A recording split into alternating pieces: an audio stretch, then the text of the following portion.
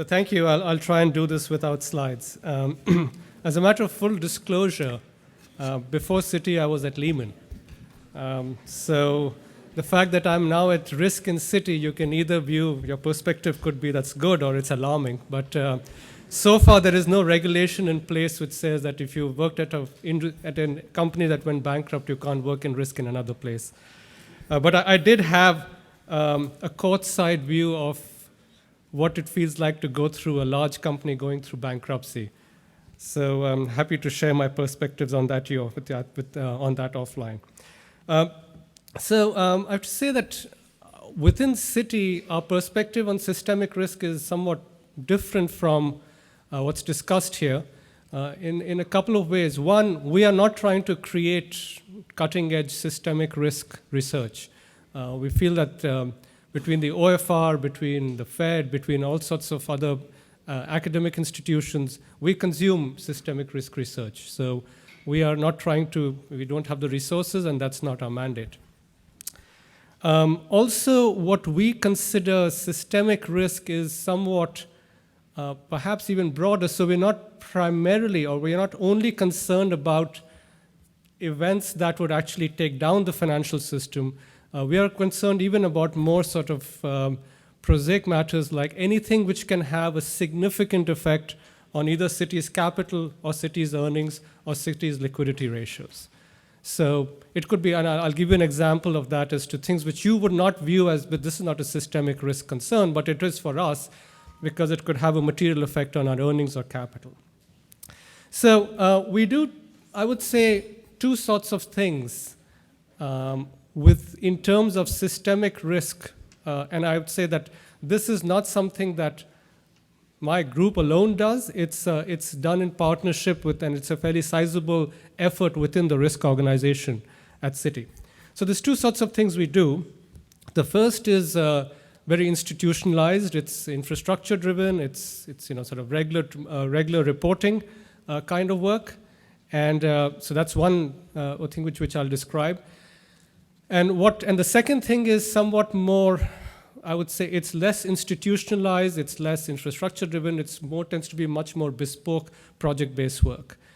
And I'll explain why, but we do both of those things. The first thing which, like I said, we do is we create a set of monthly reports which are in the nature of internal stress tests, right?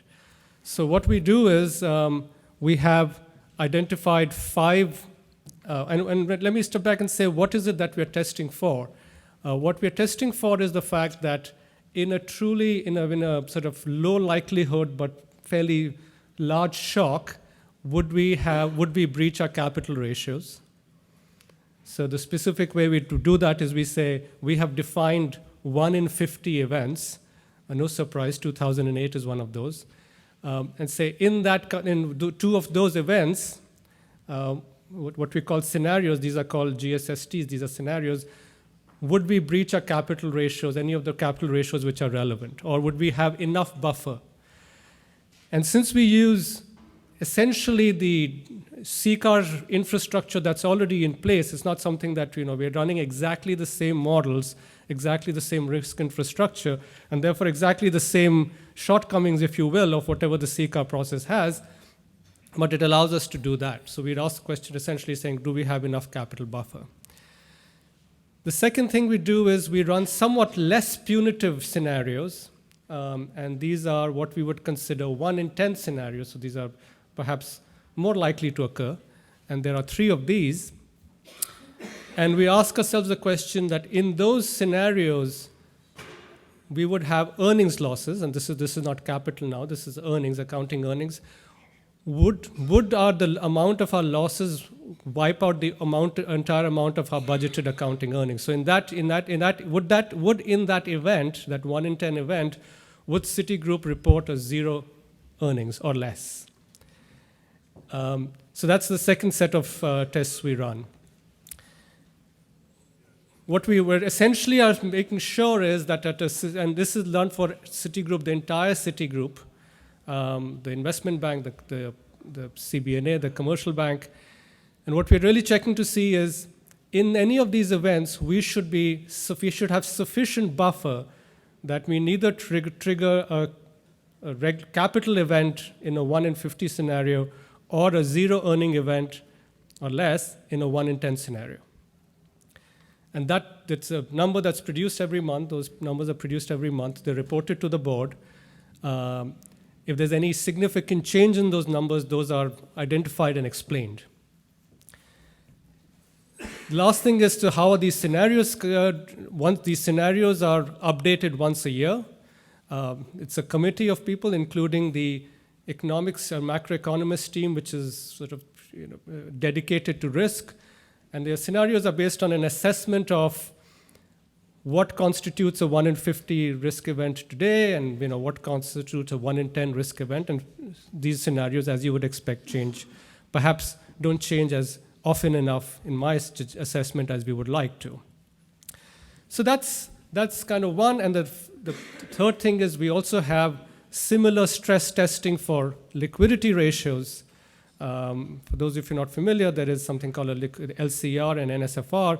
And we're again generating scenarios, but these are not so much these catastrophic scenarios of a financial meltdown. These have more to do with, do we have enough liquidity to meet our funding needs?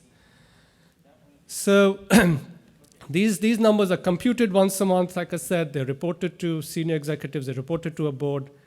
And what we really are ensuring is that we have sufficient buffer from these perspectives, liquidity, earnings, and capital. The second set of things we do is really trying to get at the things that, for example, these scenarios might be missing. And the sort of kind of event or the phenomenon I have in my mind is, imagine that you were sitting in 2007 and you said, well, what kind of risks is Citi running? And you ran some kind of stress test then. We probably would not have picked up on the fact that Citi has a large contingent liability because we had a lot of these special investment vehicles where although they were off balance sheet, effectively we had risk to them. So very briefly, I'll say what it was is that Citi had an investment vehicle in which Citi had the equity, and then this investment vehicle issued other liabilities like commercial paper and debt, and these vehicles essentially bought all sorts of asset-backed paper. One thing that allowed that commercial paper to get rated was a liquidity backstop from Citi, which said if you cannot roll over your commercial paper, the Citi is going to roll it over for you. Under those accounting rules, then this does not get consolidated onto your balance sheet. It's unlikely that in a stress test it would have been picked up. So we are doing a whole sort of shall we say, little prodding inside the organization exercises to see whether we have some sorts of risks which are either not being measured at all or are being measured perhaps not correctly, so to the extent that whatever models we have may be imprecise or incorrect. So let me give you an example of that, which doesn't sound like systemic risk at all as most people would define it.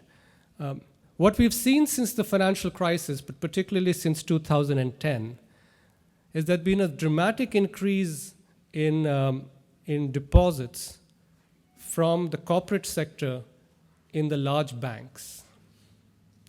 So these are just Google and Apple and many other large corporates dramatically increasing the amount of deposits within the large banks. Now, one thing we've learned from financial crises is that we need to more focus on quantities. I know we tend to focus a lot on spreads and prices, but we need to focus on quantities. And anytime we have a large increase in quantities of any kind, in our mind, that should trigger a warning bell as to why is this happening. Now, the risk this poses for any large, and most of the large banks have received these increased deposits, is why are these deposits coming into the banking system? As to what is, so our conjecture is that what's really happening is that in this world in which interest rates have been close to zero for a while, if you were a corporate treasurer and you had money to put, sort of cash to to keep, you could have your two choices. You could either you could create a treasury operation yourself and put it by 1 month T-bills with it, but 1 month T-bills were giving you -5 or -10 basis points. You could put it in money market funds, but after what happened to the money market funds in the last crisis, you were a little wary of it, and a lot of the government-only money market funds were closed. So you said, okay, and here were probably most of the large banks offering you 15 to 20 to 25 basis points to keep that money with them because it was part of a larger relationship. So this money comes flooding in because from the bank's perspective, even though this is not FDIC insured, your last crisis has taught you that, well, these banks are safe. So now we've seen this huge amount of money flow in. And you say, well, why is that a bad thing? The concern for us is that we assume when a customer makes a deposit in the banking system or in our bank, we make some assumptions about how this depositor will behave. Two sorts of assumptions.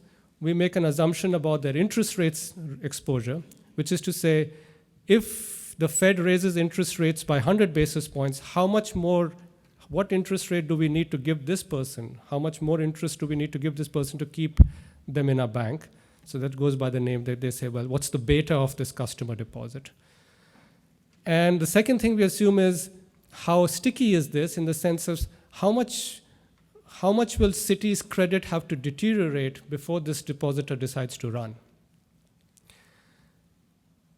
Our concern is that both of this, because of this money which has come in, which really was hot money which would be sitting in a money market fund, is now come into the banking system. The nature of this deposits, the riskiness of this deposits is completely different from the assumptions we are making. So what we would do then is we would do an independent assessment and say, maybe the sensitivity, interest rate sensitivity is really not what you're assuming, it's something higher. And so we will redo our stress tests and sort of make those changes on a one-off basis. So that's the second we are really questioning, is that entire infrastructure and edifice of our stress testing complete and appropriate through the set and set of activities. So that's what within the city, what we are doing in terms of systemic risk analysis. I think the main difference I would say is that while we are concerned about these, kind of meltdown of the financial system kind of scenarios, we worry about them, of course, and we hope not to contribute to them. But mainly what we're looking at to see is a larger set of risks, which can be, while not system damaging, they can be damaging enough to our earnings or capital or liquidity. Thank you.